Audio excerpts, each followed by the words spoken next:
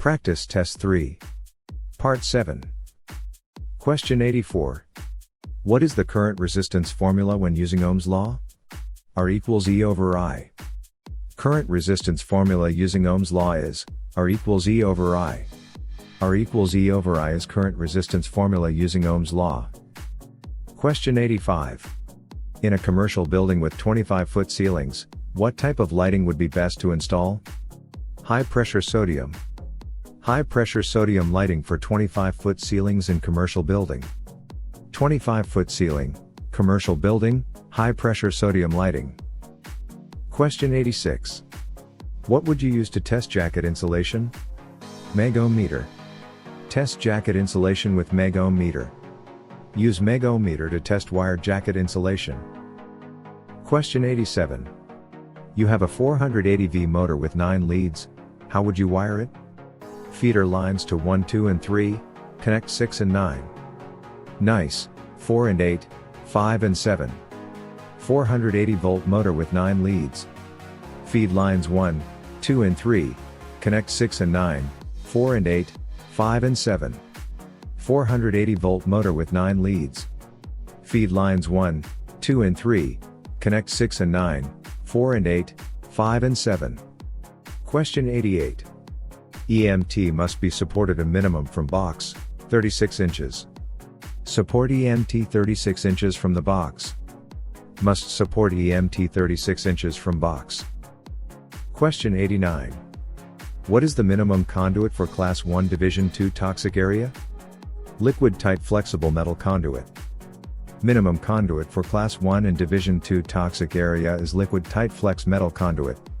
Liquid tight flex metal conduit is minimum for Class 1 and Division 2 toxic areas. Question 90.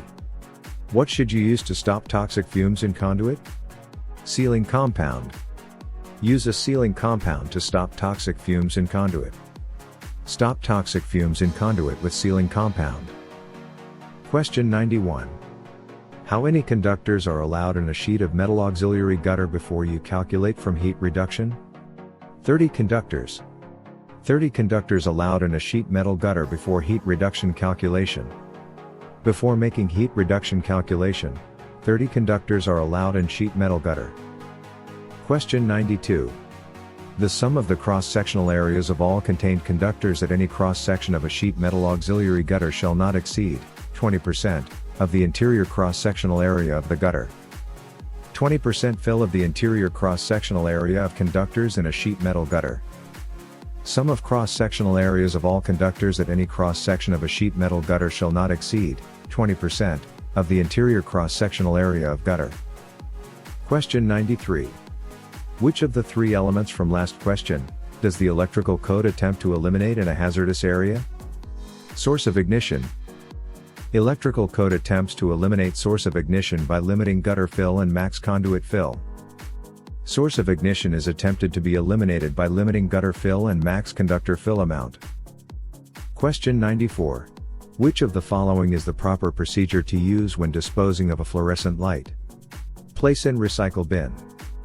When disposing of fluorescent lights, place in recycle bin. Place fluorescent lights into recycle bin when disposing. Question 95. If the load of the motor is reduced, then the motor tends to maintain the same speed. Motor load is reduced, motor tends to maintain the same speed. Motor load reduced, motor tends to maintain same speed. Question 96. True statement. The shunt motor is essentially a constant speed machine. True. The shunt motor is essentially a constant speed machine. True. Shunt motor is a constant speed motor. True. Question 97. False statement. Where there is variation in load, compound motors have the most desirable feature not found in stunt motors. False. Variation in load, compound motors have most desirable feature not found in stunt motors. False. Variation in load, compound motors have most desirable feature not found in stunt motors. False. Question 98.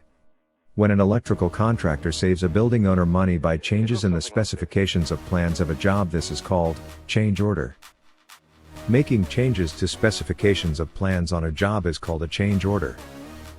A change order is making changes to specifications of plans on a job.